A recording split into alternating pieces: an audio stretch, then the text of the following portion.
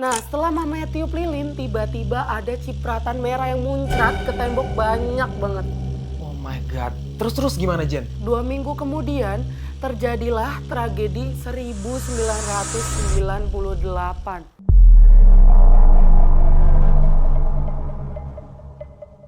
Halo Smart Viewers! Selamat datang di channel Binus TV Club di program Cibin bersama gue Nadif Bayu dan rekan gue. Gue Jenny Angelia yang bakal nemenin kalian beberapa menit ke depan. Nah Jen, kita ngenalin ke teman-teman Smart Viewers program Cibin. Tapi kayaknya program ini nih program baru nih, nama baru di channel Binus TV Club. Kira-kira teman-teman Smart Viewers udah pada tahu belum sih program kita nih apa Jen? Kayaknya belum deh, Div. Kita kasih tahu aja kali ya. Oke, jadi buat teman-teman Smart Viewers yang mungkin pernah menikmati konten-konten di Binus TV Club, di channel kita beberapa bulan lalu pastinya nggak asing dengan salah satu konten kita yang menceritakan keseharian dan juga keresahan Binusian. Yang dulu hadir dengan nama Cemas atau Cerita Mahasiswa. Tapi kini Jen datang dengan format nama yang fresh banget nih. Dengan rebranding yaitu Cibin. Nah teman-teman, Cibin ini singkatan dari Cerita Harian Binusian. Tapi teman-teman Smart Viewers nggak usah khawatir.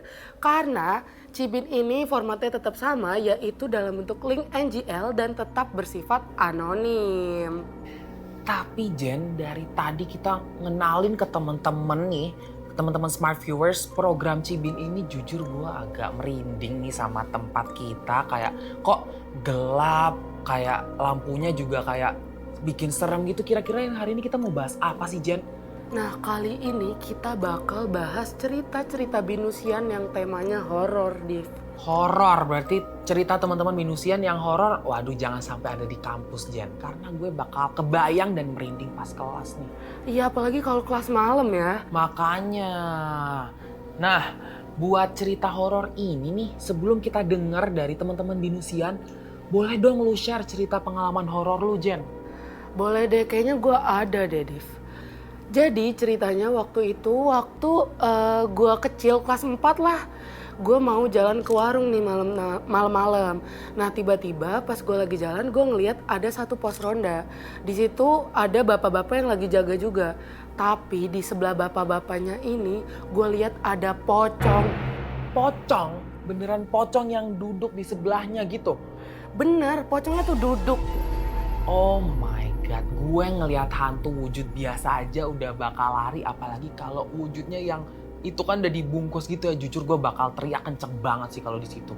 Di situ gue langsung lari nggak jadi ke warung, Div. Tapi Jen, gue juga punya pengalaman yang gak kalah serem.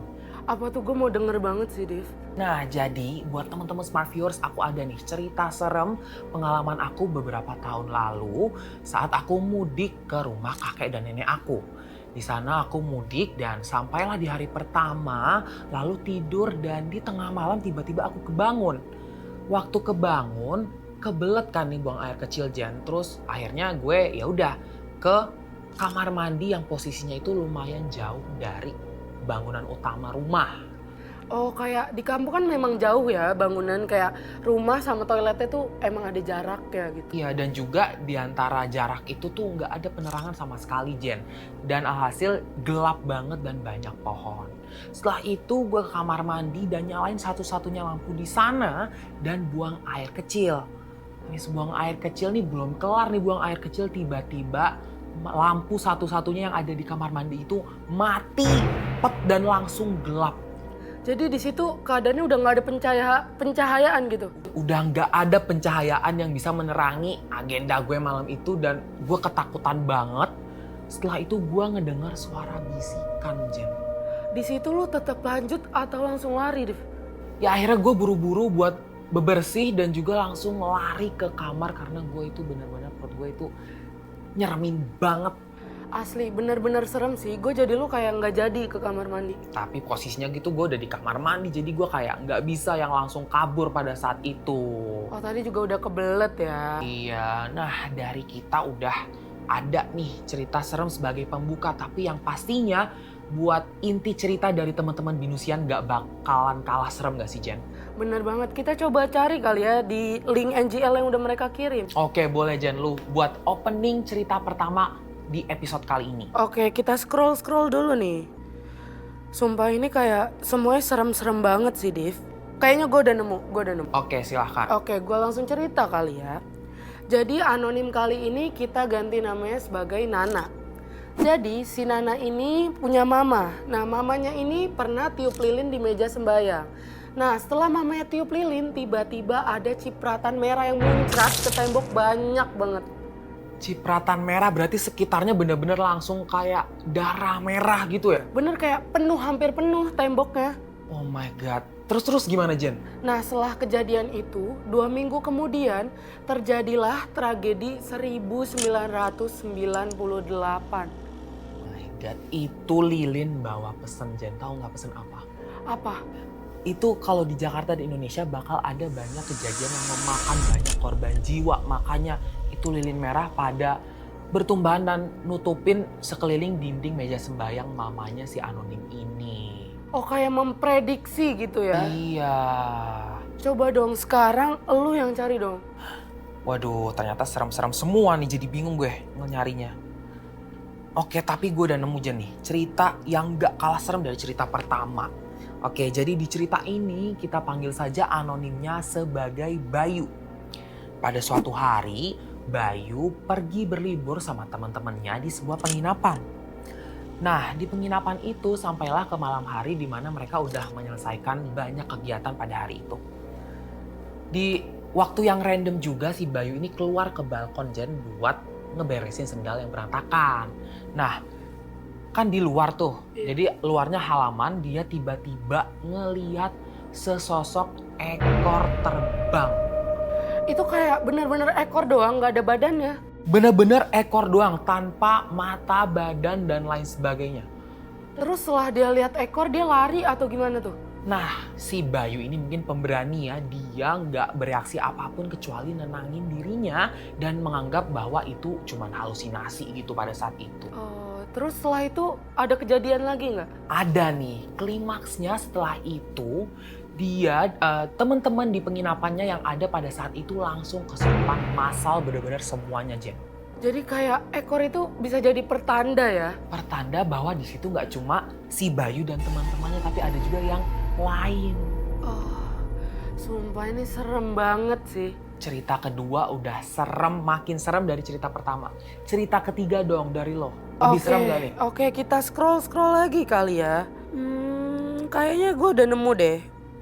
Boleh nih Jan, di-share ke teman-teman Smart Viewers. Oke, kali ini anonimnya kita panggil aja Siska kali ya.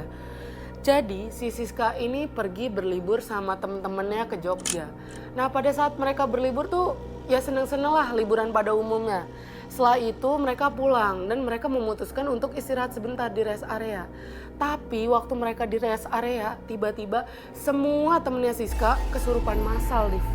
Di bus yang harusnya kita kayak makan dan istirahat tiba-tiba kesurupan. Iya kayak si Siska doang yang gak kesurupan. Serius gak sih Jan? Terus gimana? Terus akhirnya si Siska ini bingung kan, akhirnya dia nyari penyebab dari kesurupan massal ini tuh apa sih. Terus dia nemu satu barang yang ternyata salah satu temennya itu ngambil dari desa yang kemarin mereka inapin. Itulah Jen, kita harus jaga tangan kita dan juga kayak bener-bener menjaga perilaku kita gitu. Kita harus menghormati tempat di mana kita berada. Bener banget, karena setiap tempat itu pasti ada penjaganya, Div. Iya, baik yang berwujud maupun yang gak berwujud. Bener banget. Kita nih udah cerita ketiga kan ya. Coba yang terakhir tuh lu cari yang paling gong gitu menurut lo. Oke, gue cari cerita terakhir yang bakal jadi paling serem di episode kali ini.